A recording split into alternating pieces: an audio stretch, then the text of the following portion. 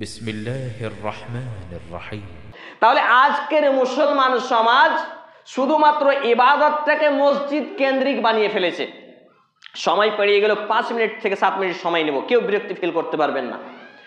অর্থাৎ আজকের মুসলমান সমাজ আল্লাহর সাথে শিরক করা কি এগুলো বোঝে না, আর ইবাদত শুধু মনে করে মসজিদ ভিত্তিক ইবাদত, নামাজ পড়া, রোজা রাখা, এইগুলো ইবাদত।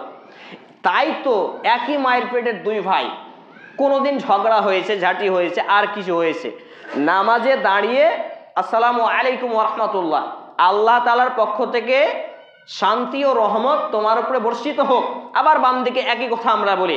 কিন্তু মসজিদ থেকে বেরিয়ে আর আসসালামু আলাইকুম ওয়া রাহমাতুল্লাহ এই হয় না। কারণ আজকের নামধারী তথাকথিত মুসলিমরা মূলত ইবাদতটাকে মসজিদ ভিত্তিক ইবাদত বানিয়ে ফেলেছে। তাই মসজিদে ইমানদার আর বাইরে গিয়ে মুনাফিক বেদিন হয়ে যায়।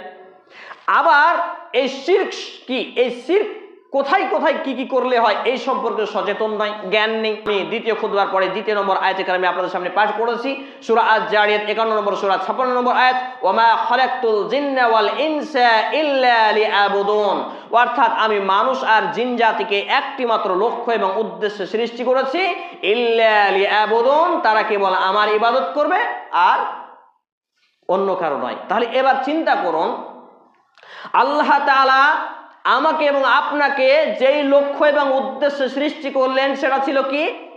ইল্লা লিয়াবুদুন, দাসত্ব করা। কার দাসত্ব? আল্লাহর দাসত্ব, আল্লাহর গোলামি করা। এখন কোন মানুষ যদি আল্লাহর দাসত্ব, আল্লাহর গোলামি, আল্লাহর প্রশংসা, আল্লাহর ইবাদত করা ছেড়ে দেয়, সে অন্য কারো না কারো দাস গোলাম হয়ে যাবে। তাই তো আমরা দেখতে পাই একটা মানুষ ভোর 4টা থেকে নিয়ে রাত্রি 11টা 12টা পর্যন্ত দুনিয়া অর্জনের প্রতিযোগিতায় থাকে। দুনিয়াকে ডেভেলপ করার জন্য, দুনিয়াবী জীবনকে পরিচালনা করার জন্য, সুন্দর স্বাচ্ছন্দ্যে কাটানোর জন্য সে একবারে নির্দ্বিধায় বিভিন্ন কষ্ট করতে থাকে।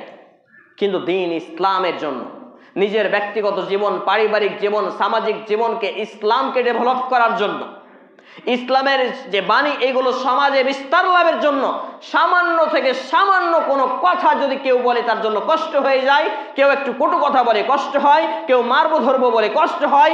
অথচ ইসলামের বিপরীত যারা হক কথা বলবে, কোরআন এবং হাদিস দিয়ে কথা বলবে, তাদেরকে মানুষ পেটাবে, তাদেরকে মানুষ দ্বিতীয়বার খুতবা দিতে দিবে না, তাদের বক্তব্য মানুষ শুনবে না, তাদের লেখা বই মানুষ পড়বে না, এই বিভিন্ন কিছু ঘটতে পারে।